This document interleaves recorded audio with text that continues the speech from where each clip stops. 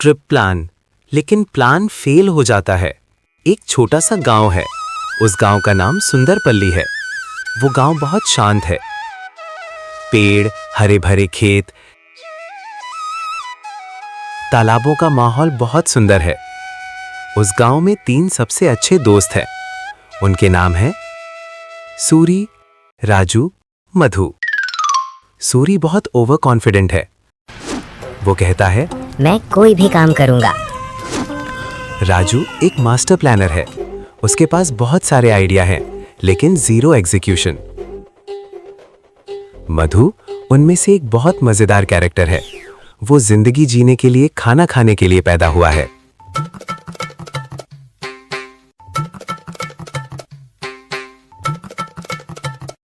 वे तीनों रोज साथ में घूमते थे, लेकिन गर्मी आते ही वे गांव में बोर हो गए।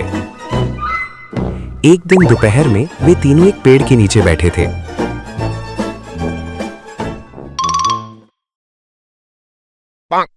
फिर सूरी, अरे अगर जिंदगी ऐसी ही है तो चलो चलो एक ट्रिप पर चलते हैं। सूरी ने कहा। फिर राजू, बस हो गया, चलो हिल स्टेशन चलते हैं। राजू तुरंत कहता है। मधु अपने स्टाइल में, वहाँ का खाना अच्छा है? उसने पूछा। बाकी दोनों दोस्त हंस पड़े। सूरी हंसा।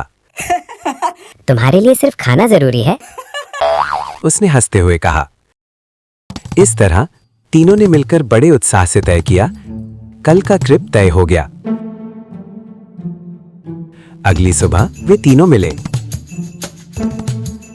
राजू, क्या आप अब आ गए? चलो पहले पैसे चेक करते हैं। उसने कहा। तीनों ने अपनी जेब से पैसे निकाले। सूरी के पास 50 रुपए थे, राजू के पास 30 रुपए थे, मधु के पास 20 रुपए थे। तीनों ने एक दूसरे को देखा और थोड़ी देर चुप रहे।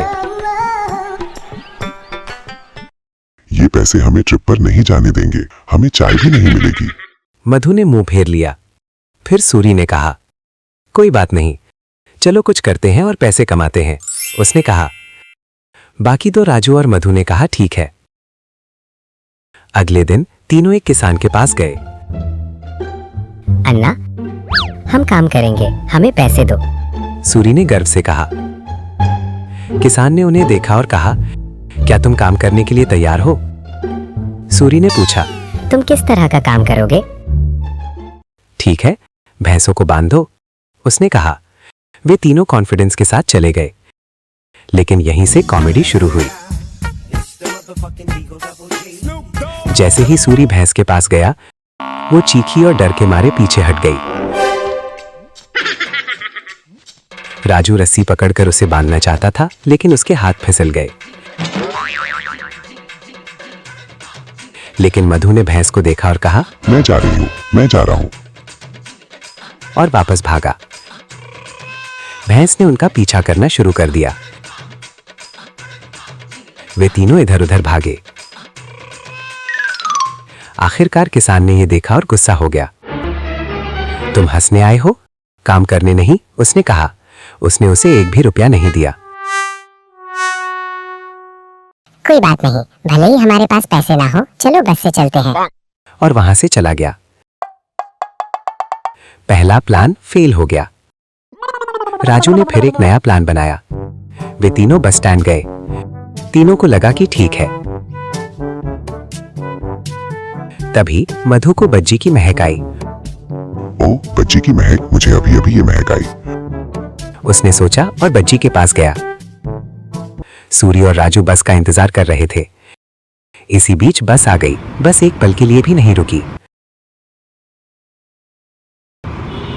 अगले ही पल वो चली गई। तुरंत राजू, सूरी उड़ी। अम्मा, बंटी, ये कहाँ है फ्लैशमैन बस से? दोनों हैरान रह गए।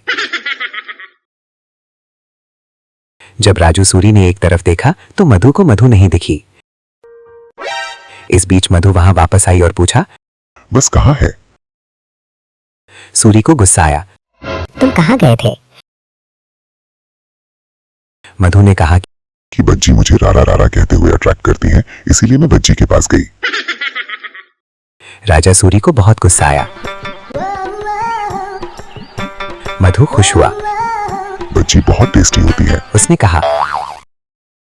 अगर हम कहें कि बस चली गई है तो क्या तुम्हें लगता है कि बज्जी बहुत टेस्टी होती है? और तुरंत राजा सूरी ने मधु को मारा। फिर से प्लान फेल हो गया। अगले दिन वे तीनों फिर मिले। उन्होंने फिर ट्रिप के बारे में बात की। राजा ने एक और आइडिया दिया। चलो अपनी बाइक पर चलते हैं। जल्दी वे तीनों तैयार हो गए। वे तीनों एक ही बाइक पर सवार हो गए। वे गांव के बाहर गए। थोड़ी देर बाद बाइक रुक गई। क्या हुआ? सूरी ने पूछा। पेट्रोल नहीं है, पंक्चर भी है। राजू ने धीरे से कहा। मधु मुस्कुराई। ये कोई ट्रिप नहीं है, परेशानी। उसने कहा। उन्होंने सोचा कि हमें अगले दिन जाना चाहिए। कुछ और न कर पाने की वजह से वे तीनों घर चले गए। घर पर उन्होंने पूछा, तुम कहाँ जा रहे हो? तीनों ने कहा कि उन्हें ट्रिप पर जाना है, लेकिन अगले दिन अपने घरों पर। सूरी की माँ ने उसे काम दिया। राजू के पापा ने उसे पढ़ाई के लिए डांटा। मधु की माँ ने उसे बाहर न जाने के लिए कहा। तीनों का ट्रिप फिर से कैंसिल हो गया। घर का काम खत्म करके वे तीनों बाहर आ गए। शाम को वे तीनों एक पेड़ के नीचे बैठ गए। कोई बात नहीं कर रहा था। थोड़ी देर बाद मधु ने धीरे से कहा, क्या हमें बाहर जाने की जरूरत है? सूरी और राजू हैरान दिखे। चलो अपने गांव में मजे करते हैं, कहा मधु। उन्हें ये आइडिया पसंद आया। वे तीनों तालाब पर गए। वे पानी में तैरे, वे पेड़ों पर चढ़े, वे खेतों में घूमे। उन्होंने साथ में खाना खाया। वो दिन उनकी जिंदगी का सबसे अच्छा दिन था। लेकिन आखिर में एक और कॉमेडी हुई। मधु बहुत प्यार से खाना लाया। ये हमारी स्पेशल पिकनिक है, उसने कहा। तभी एक बंदर आया और सब कुछ ले गया। मधु की आंखों में आंसू भर आए। मेरी बिरयानी, उसने कहा। सूरी और राजू जोर से हंस पड़े। आखिर में सूरी ने कहा, हमें किसी बड़े ट्रिप की जरूरत नहीं है। अगर हमारे साथ दोस्त हैं तो कहीं भी जाना मजेदार होता है। तीनों ने एक दूसरे को मुस्कुराते हुए देखा। कहानी से सीख, खुशी दूर जाने में नहीं है, बल्कि उन लोगों के साथ रहने में है जो हमारे साथ हैं।